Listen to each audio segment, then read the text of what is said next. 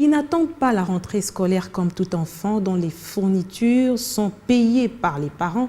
Ils sont écoliers parents en même temps. C'est l'histoire de Gédéon, Lucien et Michel, l'échantillon des plusieurs enfants congolais qui font toutes sortes d'activités commerciales en vue de préparer la rentrée scolaire. Pour la plupart, ils sont orphelins, soit avec des parents qui les font faire ces activités parfois ambulantes au risque et péril en vue de s'acheter chaussures, sacs, cahiers. Même après la rentrée, certains sont contraints de continuer à travailler pour se payer les frais scolaires. Des pratiques dénoncent le service de protection de l'enfant. Reportage Dieudo Bilmoubenga, Yannick Bakucho, Serge Ndala.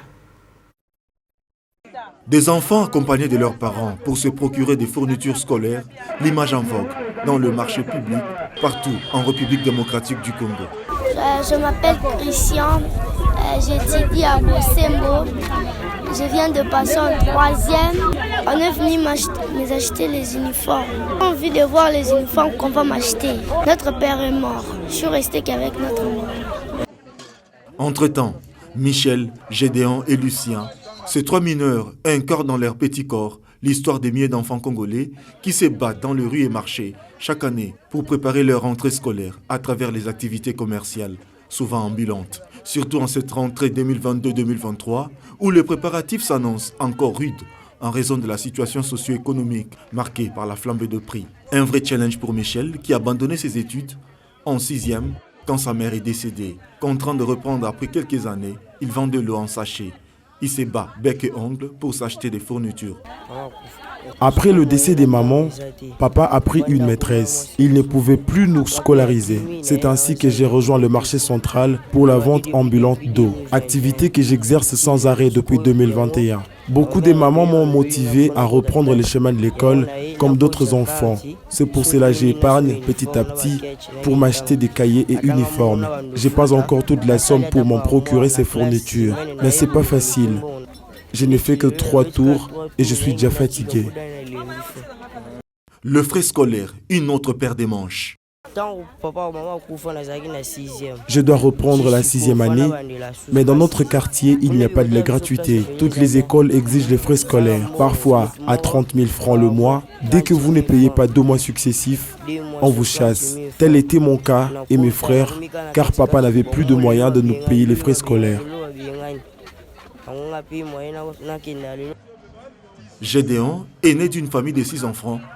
Il parcourt d'Ntélé jusqu'au marché central pour vendre de l'eau. Il s'achète progressivement les fournitures scolaires selon ses revenus quotidiens qui varient parfois entre 5 000 francs et 6 000 francs. J'étudie à l'école primaire de la Paix vers Terre Jaune dans la commune de Lancélé. Je passe en 6e, mais jusque-là, je n'ai encore rien acheté parce qu'il n'y a pas d'argent. Je suis encore en train de me battre.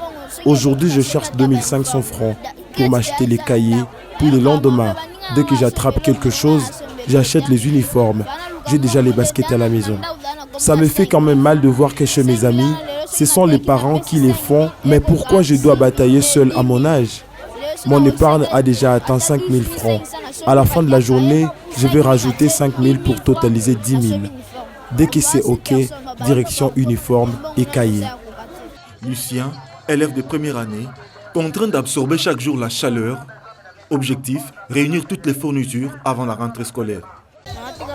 Je vends des sachets pour préparer ma rentrée scolaire. Mes parents n'ont pas d'argent. Jusque-là, je n'ai encore rien acheté. Je gagne souvent des bénéfices de l'ordre de 3 000 ou 4 000 francs congolais par jour. Dès que j'obtiens cette somme, je vais acheter des baskets, des cahiers ainsi que les uniformes.